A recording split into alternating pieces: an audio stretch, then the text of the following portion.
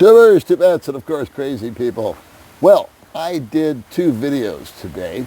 One of them was with Goldfinger, you know Goldfinger, and my friend Monty. And we all just kind of got together to hang out as guys and spend some time together and do what guys do, which is just kind of talk. And I asked Monty if he'd like to come back on the channel and give a little update. We have a lot of information about his health condition, and to be quite frank with you, we're confused. And we're really kind of reaching out to you. We're going to give you as much information that we have, and then those of you in the know about the things we're talking about, perhaps you can chime in the comments section and you can help us out. We have a lot of questions.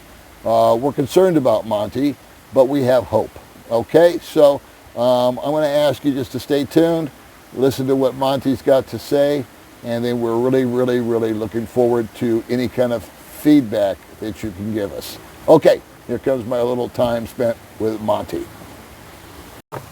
Alrighty, well, I just did a video with Monty and Goldfinger about 10-15 minutes ago, and I figured since I had Monty here with me, we would do a little follow-up video with him while we got the camera and the microphones and an actual quiet in a beautiful spot. place. And so I wanted to get a health update on you. What is happening? Well, everybody tells me, oh, you look so great, but the doctors tell me, hey, you ain't doing so great. So basically, I got, I went in my last heart attack, and then after that, he did some tests while I was in the hospital and some out of his office.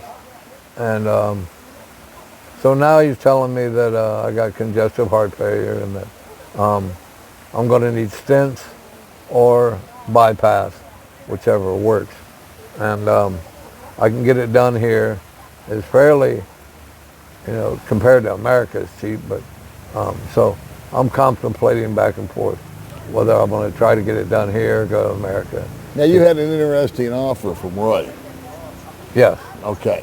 Yeah. Roy is a friend of ours, a mutual friend of ours. Right. And we met Roy through the whole John Harper debacle. Right. Okay, he was on the receiving team when a guy that I got involved with a couple, 3 years ago named John got repatriated back to America, and Roy heard about it, and he is a very kind, giving gentleman. Yes. He loves people. He loves to lend a hand. He's a kind of guy that will open the door for you 24 hours a day. But he's smart in that he's not going to let anybody use him. No. He wants paid back for stuff and whatever. Right. And that's totally understandable. Right. But he's not a doormat. No. But he did offer, hey, if you want, in Florida, they don't have extended Medicaid. So they won't cover a surgery. But in Wisconsin, where he's from, they do have it, and they will let you. But you got to be a citizen for 30 days. So he said I could come and stay with him, and he would help me get through it. But we still don't know for a fact if they would be able to go and do the heart thing or not. So you got to be there 30 days, and then you can apply for it. If I get it done here, it's $8,500, $8,500. But then it's a $3,000 round trip ticket, and then I would have to at least pay for my own food over there and whatever at his house. Well, I got a feeling that Roy would feed you. Yeah. That's just the guy he is. He would house you. Right. Take you down on day 1 or day 2 once you got rested up, get you a driver's license and establish residency. I think you can apply because for Medicaid from here. Yeah, somebody we know did it. Yeah. Unfortunately, well, I did a video a while back. Again, same sort of situation. A friend of ours was sick, gentleman by the name of Jules. Yes. He unfortunately passed, in case people didn't know that. I've been holding back on talking about that in respect for the family. Right. But recently they released a video on their channel Yes. that divulge that information. Right. And they're renting out their house, which they got rented the first day, by the way. That's great. Which is awesome. And they're heading back to America themselves. Right. Into the Philippines. Only one boy staying here. Right. Elvis. One of the Philippines is just not for her or the other two kids. They prefer the States. And she's a nurse, so she can work she there. can work there and make If she decent stays money. here, she's just going to be, she's just going to eventually run out of money. Right. And it's Yeah, just not that's going to what work. Right. Financially, it's not going to work. So they have a great option in that they have dual citizenship. They can go back to the States. They can get themselves dialed in. She can go back to work. The kids are old enough to take care of themselves. Right. They can go to school, go to work, do whatever they want to do. The other child, Elvis, he's got a love interest here, so he wants to stay and pursue that. Yeah, And he's got the the diving blessing on that. instructor. He's doing diving with Justin and This all company that good right stuff. here. So anyway, that's that. That's a little update with Julie. There you go. God rest his soul. And I don't your wanna situation is kind of similar Yeah. to some degree. You are, The doctor said if I don't get something done that he doesn't expect me to last 6 months, and that was 2 months ago. They told because me we that. did a video a while back saying Right. that you had 1 to 3 years to live. That's what Right. they told you in the States. Right, that's what they told me. in the And States. so we're getting kind of clarification on that now. Right. That's what's happening. So in my heart and mind, I'm thinking that the smartest thing to do would be to take advantage of the Medicaid, Right. get back to the States, because if nothing else, the diagnostic Quality, yeah. care, finding out what really is wrong with you, here, Well, I it's did kinda that in hit or America. miss. I mean, they kind of, yeah. I stayed with my daughter in Lakeland after I got rid of my place, and I stayed with her, and she actually took me to the hospital and had me admitted. They admitted me right away, and they're the ones that told me I got 1 to 3 years. Mm-hmm. I had a neurologist and a cardiologist, and they both told me that at that time I was worried my brain was bleeding, because it was for a long time. It did. And it was giving me a lot of pain on this side of my head. The stroke infected this side, but I guess when you have a stroke, whichever side, it does the opposite side of you. Anyway. Well, if they said, here's my question, if they said you've got 1 to 3 years to live, they didn't give you any options. Right, at but the then time. then coming here, I got pneumonia, and it was so painful in this side. I went to emergency room, and I told them I just couldn't take the pain. I'm pretty tough. I can take a lot of pain, but this hurt like heck. And that threw me into another heart attack because of all that pain and stress that was caused by that. And that's when the congestive heart failure started, which is a whole different thing than what the problem before. Okay. So Well, that's where it's let at me now. ask you this question. If you got diagnosed and they said there is no surgery, there is no way to fix There's no way to this, fix it. I'm staying here. you're just staying here. Yeah. Okay. And making final plans. Right. All right. That's it. Okay. And so is there a way for you to find out here? I'm still a Well, little confused. I can go to the hospital. I got the prescription. My doctor already gave it to me.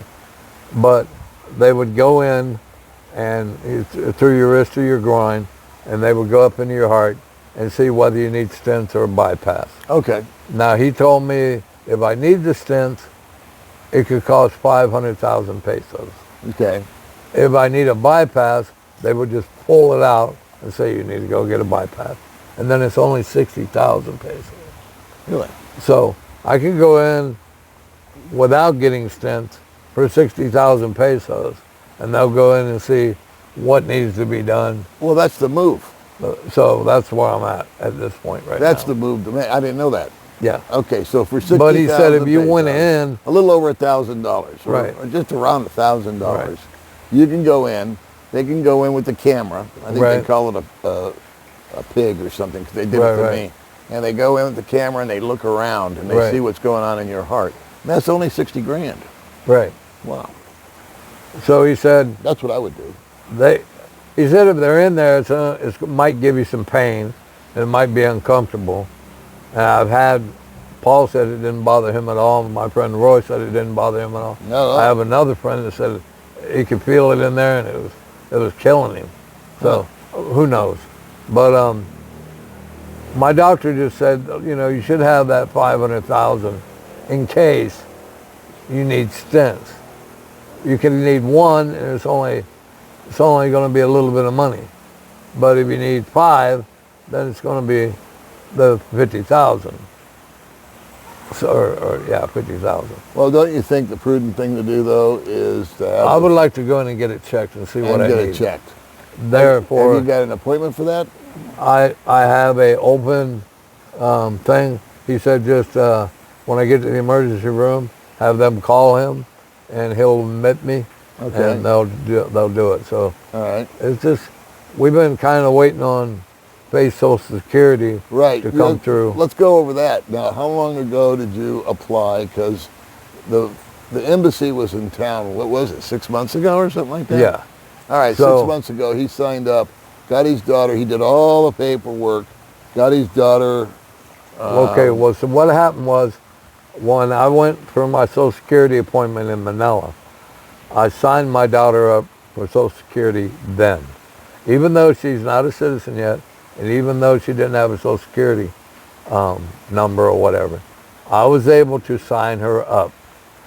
I got an approval letter that I'm going to get Social Security. Right. At the same time, I got an approval letter that she's approved. Okay. So therefore, from November of last year until whenever this happens, she will get paid from then till now. So when the embassy came, we went and we did her birth certificate and passport, made her a legal citizen of the United States. Yeah, she became a citizen. Yeah. So now the only thing we need to do is they sent her Social Security card a few weeks ago, and I sent an email to Social Security with my Social Security number, all my information, birth date and everything, and all her information and my contact information. I sent that to them. They sent me an email back saying they received it. So now they said it can take 60 days or more. Or more is the end of the letter of it. So I don't know when that's going to happen, but we're praying for that to happen quickly. But I've had other guys say, it's been a year and we haven't seen anything yet. So who knows? So what you're waiting for right now is the back pay. Yeah, she got all that give back you a pay. lump sum, and That that would way give you me can get in and get your thing done. Yeah, and Okay. if it's just stents, I can just get it done. Okay. But I'm talking about getting the 60,000 pesos. Right, deal, right. Where they go in with the camera. Right, and just and they check check and your see ass what I out. need. Yeah. And they find out what's what. Yep. Because doctors have been wrong before. Right. So we're, again, hoping for the best here with Monty on his heart condition. And your stroke is... I'm done a lot better. You're doing a lot better. As far as thinking now, it's getting Yeah. clear. Yeah. I'm taking some whole food vitamins that Roy sent me Uh-huh. from the States. No, it wasn't Roy, it was another guy, Frank. But anyway, he brought them from the States, and I've been taking those. And it's really, really helped me as far as, getting more energy and whatever. I've been having this thing, though, that my itching, and I got scars going all over. I've been having to take Benadryl, liquid Benadryl, to calm that down. I don't know if that's from medication or what. And you told me the other day, because like this last month, you seem to be sleeping a lot. Yes, that's a big thing. That's a big change in you. I don't ever take naps. I mean, I get up in the morning, around 6, 7, 8 o'clock, and I stay up until midnight when my wife and daughter go to bed, and not a problem. And then all of a sudden lately, like yesterday, I laid down, I just laid in the bed on my back watching TV. My wife and daughter were gone, and to school, and I fell asleep, and I didn't wake up until 5 o'clock in the afternoon, and that was like from 1 o'clock to 5 that I slept. And then last night, when they got ready to go to bed at 11:30, I was out, and I didn't wake up until my alarm went off at 8 o'clock to come and meet you. So that's not normal for me. No. All of a sudden now I'm just sleeping. I'll make a confession. That's normal for me. I know. Paul's a big napper. My wife and I both. Yeah. We have this routine, and this is how dull and boring a couple we are. Is we get up really early, and usually her and I, when we're in the mood, or have an appointment or a necessity, we'll drive into town. And a lot of times it's to meet with somebody and talk, Right. or just do our shopping. May likes to go out and walk around for a couple, 3 hours. And Paul likes to sit hardly down a and have day coffee. goes by when we leave that we don't get home by 2 o'clock. Yep. And by 3 3 o'clock, we're both knocked out sleeping. Yep. And we wake up about 5 or 6, and we get up and we jicky jack around till 9 or 10, and then we're sleepy again, and we go to sleep. And then there's been days where we have just taken 2 days, and I go, what do you want to do? And she goes, I don't really want to do anything. And I go, I don't either. I don't have anything planned. Yeah. I don't have anywhere I got to be. Sometimes I'll We call got you and food in say, the I've been home 3 refrigerator. days, I ain't went nowhere. Yeah, I haven't done nothing. Yeah. And to me, that's kind of like the highlight of being retired. Right. You know, to me, it's you say, oh, you're not getting anything done, you have no purpose. My purpose is to stay home and do nothing. Yeah, Because I never had that opportunity while I was, younger and working, and had to always show Right. up somewhere, someplace. Even on my days off, I would have to go to some meeting somewhere, Yeah. go to some training program. And if I did have a day off, there were the kids and the wife, and they Yeah. always had things they had to do and blah, blah, blah. And I just discovered that, when I got out here, man, I hit the ground running. Oh, and I yeah, you ran did. hard for years. Yeah, you did. And recently, I think it's age, to be honest with you. I think that I've just seen I feel like I've seen it and been there and done that, Yeah. Like I said, I want to go to Bahal, but I'm not dying to go to Bahal. I mean, I kind of know what I'm in for. And Yeah, Bahal wasn't exciting for me. it wasn't exciting. And I've It heard was that for from my other wife. people. She liked to see the little monkey tarsier monkeys. Yeah, She liked to see the chocolate hills. yeah, And she liked to see the white beaches. right, But after that, there's nothing to do to me. right.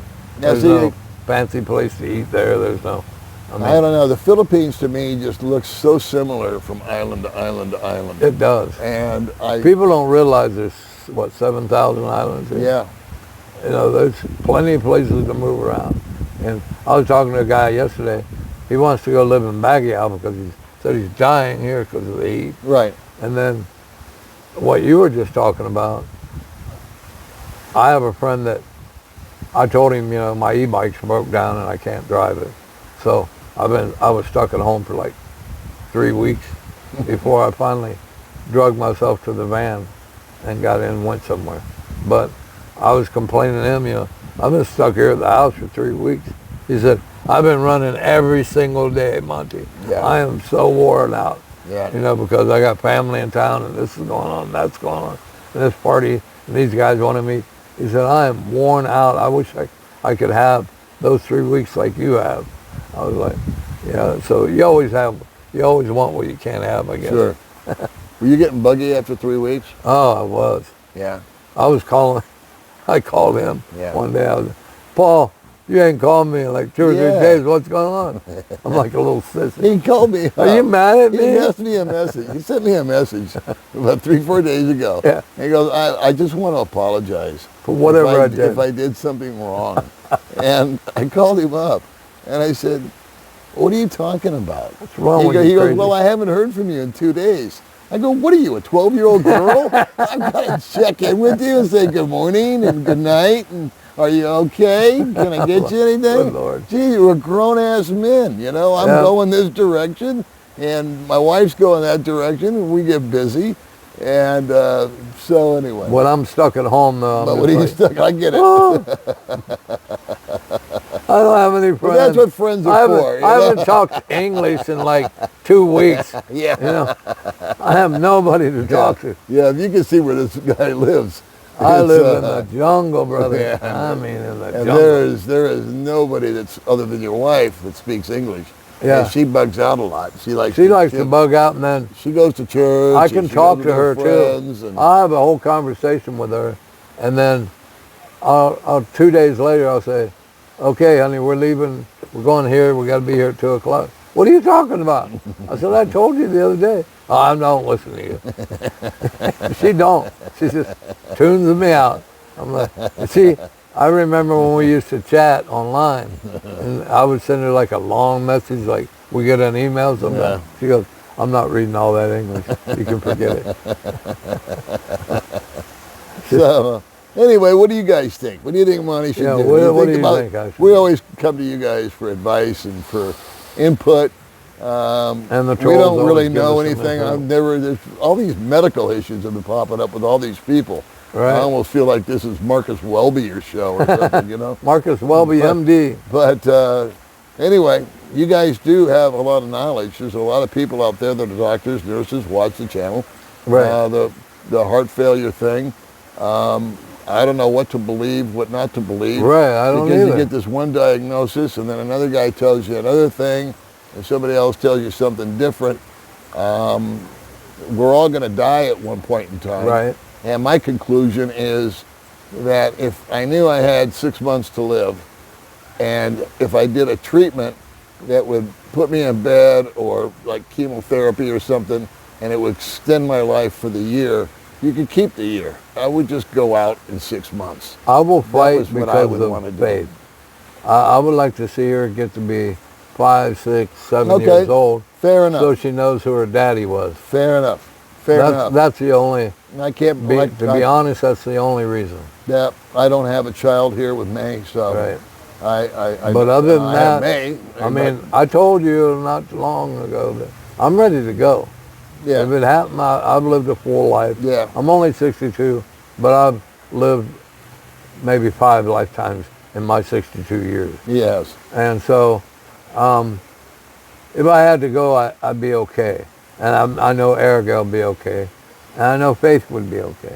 But I just wanted to, I've seen it. I didn't know my father, my biological father. And until I was like 16 when I went to get my license. And he was a terrible person, but anyway. So I want her to at least, oh yeah, I remember Daddy, Daddy.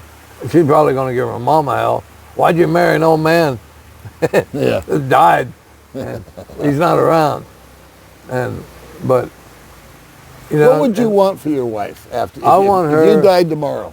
I want her to go find a man and start not maybe jumping into a relationship, but get to know somebody, whether it be foreigner, Filipino, Right. whatever. Right. And make sure he's not only going to be a good fit for you, but a good fit as a father for Faith. That's a big thing. And I said, I've told her, but I'm not, oh my God, if I die, I don't want you to ever get married again. I want her to be happy. Right. I want her to be in a relationship. Right. I want her to, I feel like I've drug her down, to be honest, since I've had the stroke. I'm not really sexually interested anymore. She's terrified to have sex because she thinks I'm going to have a heart attack and die. Mm-hmm. And so that's just been cut out, completely. Mm-hmm. And so, That's another thing for guys to consider. yeah, That just sort of struck me, is that as you age, a male's libido is going to obviously drop. right. And there are corrections such as testosterone replacement, Viagra, all that happy stuff that you can take advantage of, but that's only going to take you for so long. And At some is point. it fair to a woman in her Right. in her 20s, in her Erica's 20s, 25. going into her 30s, maybe, that is going to be much more active in Sexually. in that department. Right. I feel terrible because of that too. Yeah. But she told me, I don't have a big interest in sex. Huh. She says, I did because I wanted a child very badly. Uh-huh. So yeah, when we first got together, she liked to kill me. But now, she said, if it's okay if you could, but it's okay if you can't. And once in a while, she'll say something, man, I wish. But I feel like, if I went ahead and died, if it went ahead and happened, then she can get on with her life, find somebody else, and be happy. The good news is that, I don't mean to cut you off, No. but with the Social Security thing, I would say that as far as taking care of Faith and Arigel, the heavy lifting is done. Yeah, she got a house. She's got a house. She'll never be without shelter. Right. We don't know when, but there's going to be a check coming every month. And so with a free and clear house and with a Social Security check, which I don't know what the dollar amount is, but I'm sure it's enough for... It's over $700. Okay, so that's more than the average Filipino OFW makes. Right. You know, they leave here to make $500 or $600. Right. So she's getting $700 with a daughter, with the circle of friends, And and she the has fact that she has this typical Filipino diet that's so cheap. You know, Right. It's not like us where we got to go have a cheeseburger and a whatever. And that's another thing when and- I'm stuck at home for 3.5 weeks. I want a cheeseburger. Yeah. I want something good. I'm so tired of eating rice and beans and rice and this and rice and that. So anyway, But yeah, that's enough for this video. We wanted to bring you up to speed on what's going on with Monty, health-wise. Get your input to what you think which would one? be a- Which way? which way he should go. I think, I'm going to go on record, I think that overkill is better. I would go ahead and find out about applying for the Medicaid. Yeah, I'm reason working on why- that. The reason why is you pony up the dough or find the means to get $1,000 so that you can get that diagnosis, that camera, and then you know what's going on, and then you can now, let's just say you've got the Medicaid. Then it's just a matter of, because $3,000 plane ticket's a lot cheaper than a $20,000 bypass. Oh, yeah. And you've got Roy helping you. Yep. And so there would be no issues there. I'd have a place to live. And the money from transportation. Medicare, I mean, not from Medicare, but the money, Social I don't know Security. if Medicare gives you supplemental income also. I don't know, because I think Jules' wife was looking into that too. So there's all kinds of avenues. She's a nurse, that so can I'm be- sure she knows a Maybe lot you more guys about know. that. You do So maybe know one of about you guys are a Medicare, doctor or nurse. and or do you something. get Medicare? Is there a supplemental income? I'm not 65 yet, Right. by the way. How old are you? 62. 62. Okay. So at the age of 62, I know that emergency Medicare is available for anybody because Jules was only 60. Okay. And they approved him in like 2 weeks or a week. But by then it was too late. But with you, I'm sure you would get approved. And I don't know. I would just, that's kind of why we make these videos. Right. Just to find out from you guys that know that are smarter than me and him put together. What you would do or what your advice would be. All right. Well, Monty, thanks for hanging out with me today. Thanks, brother. And we're going to go find Goldfinger. Yep. We're going to go eat some breakfast. I'm hungry. See you later Bye. in the next video.